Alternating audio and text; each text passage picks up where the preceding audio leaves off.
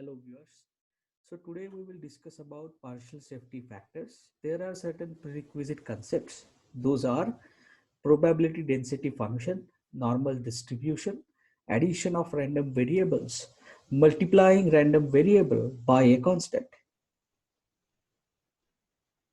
Now let us try and understand why the partial safety factors are required. So as we have seen, if we design a structure with characteristic load for characteristic strength, then the probability of failure is high or unacceptable. The acceptable range of probability of failure is from 1 by 10 raised to 6 to 1 by 10 raised to 5. So to bring in the probability of failure within the acceptable limits, we will overestimate the load and underestimate the strength by corresponding partial safety factors. So this is the brief concept. This is the crude concept. Now let us go to intricacies. Let us perform the same thought experiment that we were doing. Let us say there is a steel bar hanging to a roof, rigid roof, and probabilistic force P is applied at one end of the bar. Characteristic ultimate stress of the material is 331 MPa and characteristic load is 26 kilonewton. So let us look at this graph drawn here. This is not very unfamiliar to us. This is the graph of this graph represents the probability density function of normally distributed random variable, or it is the graph of Gaussian probability density function. You must have done that in 11th or 12th standard mathematics, I'm sure. Now x here stands for a random variable. So on x-axis we are plotting the various values that random variable x can assume, and on y-axis we are plotting a probability density. By definition, the area of probability density function between two values of x denotes the probability of lying probability that the variable will lie within that range. For example, if I consider the area of probability density function between x is equal to 350 to x is equal to 375, that area would give me the probability that the random variable x would lie between 350 to 375. I know this use of probability density function graph is known to you. Now in this case, I'm considering x as ultimate stress. So ultimate stress is a random variable. It will lie within the range such that its mean is 363.8 MPa and standard deviation is 20 MPa. And we assume that it is normally distributed. So therefore, I will ask a question: what is the value of x for which the probability that the value of x greater than that value will be 95%?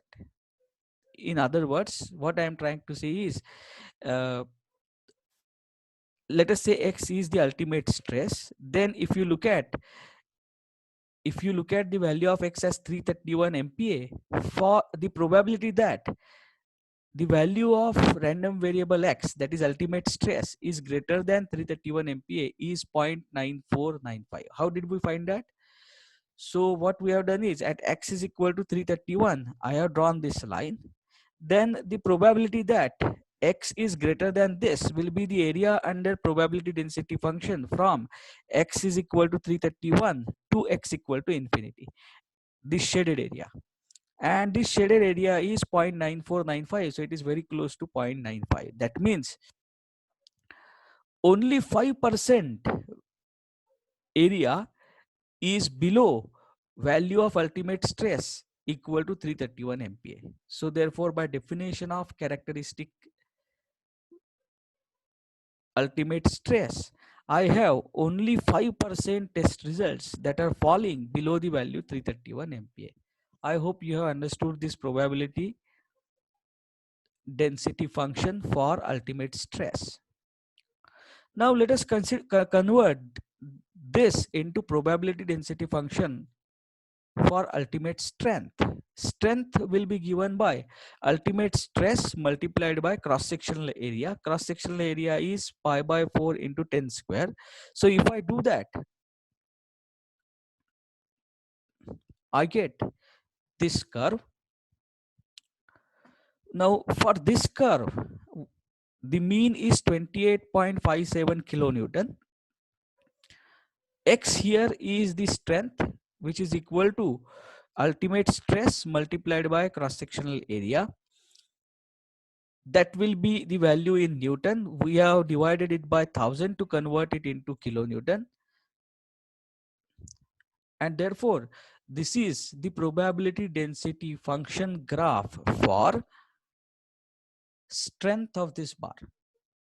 That means the mean strength of this bar will be 28.572 MPa.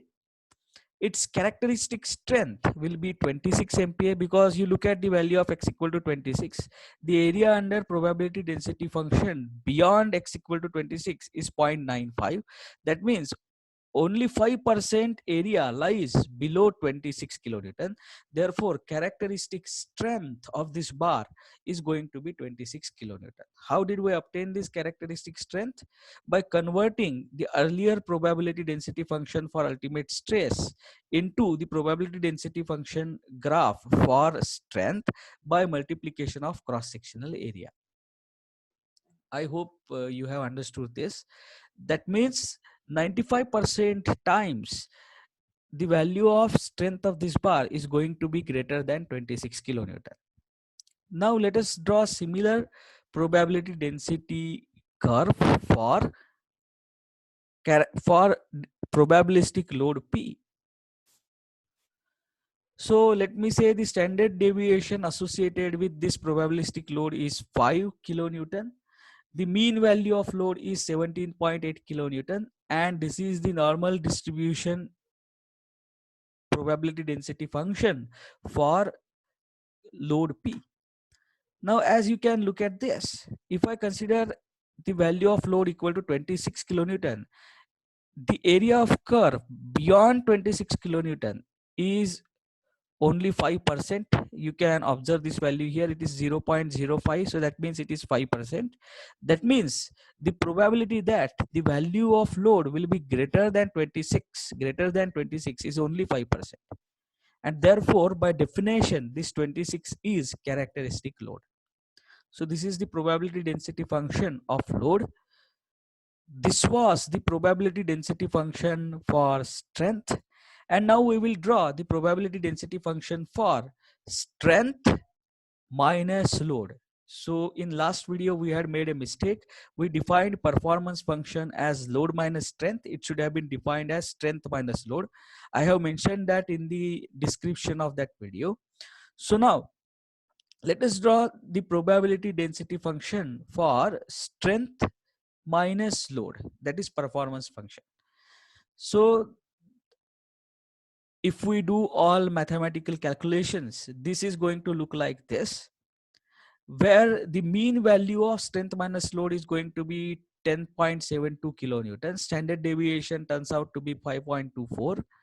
And the question that I am going to ask is, what is the probability that the value of this performance function lies below 0? But here we can calculate the probability of value greater than some limiting value. Therefore, we will first calculate the probability of this performance function being greater than 0. So I substitute x equal to 0 here. Probability of this performance function greater than 0 is 0.9796. So what is that is this shaded area. So what is the probability that this performance function will have value less than 0? So it will be 1 minus 0.9796, because the area under this probability density function from minus infinity to infinity is 1. So therefore this area on left hand side of 0 is 0.02. So therefore the probability that the performance function will have value less than 0 is only 0.02, that is 2 in 100. And this is nothing but the probability of failure, because whenever strength is less than load, that means performance function is negative, at that time we say that the failure has occurred. So probability of failure here is 2%. Mind you, now this is the probability of failure when we considered characteristic load and characteristic strength. So the probability is 2 in 100. Now remember, earlier we calculated that probability to be 1 in 10, and I said that it is overestimate because the definition of failure there was not precise. So with characteristic strength and characteristic load, if we design a structure, this kind of structure, then in this particular case, the probability of failure is 2 in 100. That means 2 attempts out of your 100 attempts are going to be failure, but this probability is still very high, and therefore we still need to drop this probability of failure in the range of 1 by 10 raised to 6 to 1 by 10 raised to 5. So how do we do that? So just look at what I have done. Now I have multiplied strength by factor 1.5. That means instead of designing the member for mean strength of 28.572 as mentioned here, I will design the member for mean strength of 28.572 multiplied by 1.5. So I will design it for higher strength, higher mean strength, that is 42.855. Then standard deviation also will become 1.57 into 1.5, that is 2.36. And then the probability density function for the strength would look like this. Now this load, I am going to divide it by 1.5. That means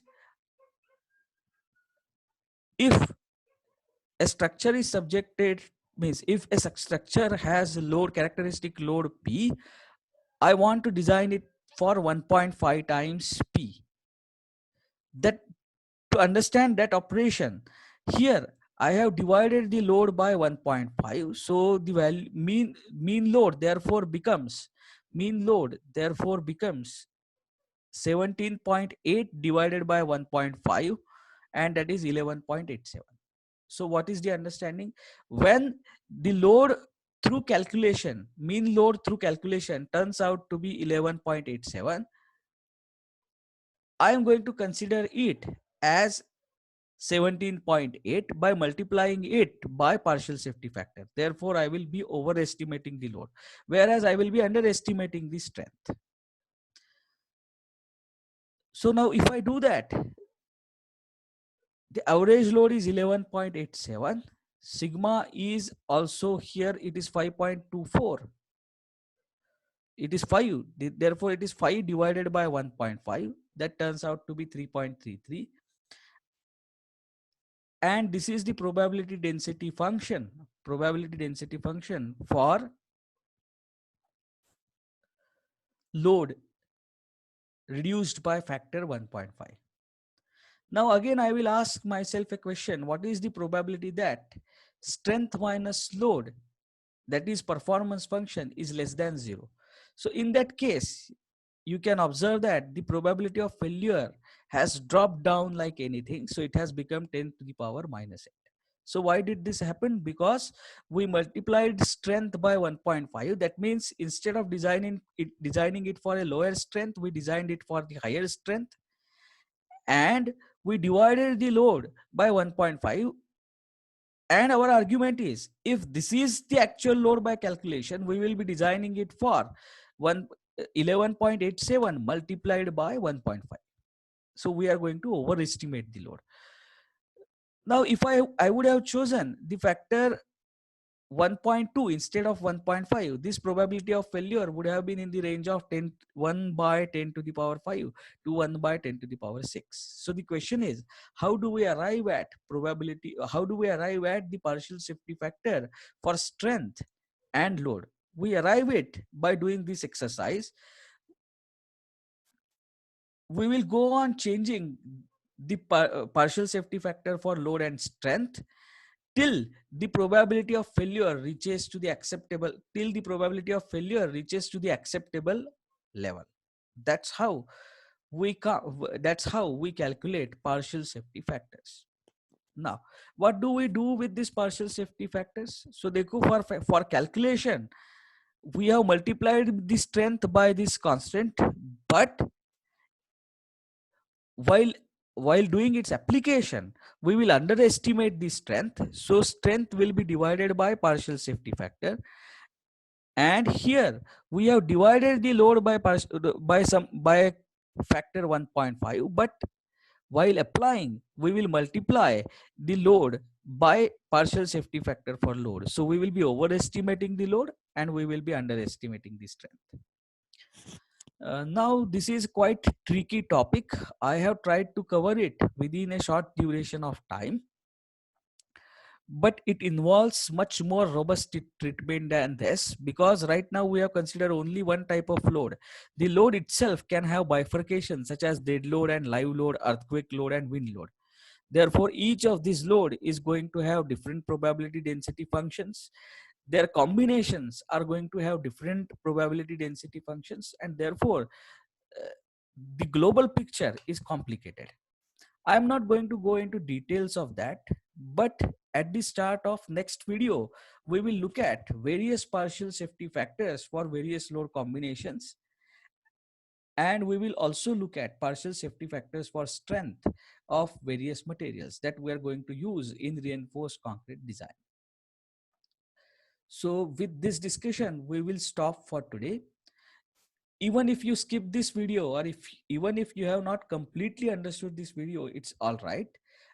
I have just tried to explain you in the simplest possible way how the partial safety factor is calculated. So let us stop here. Thank you.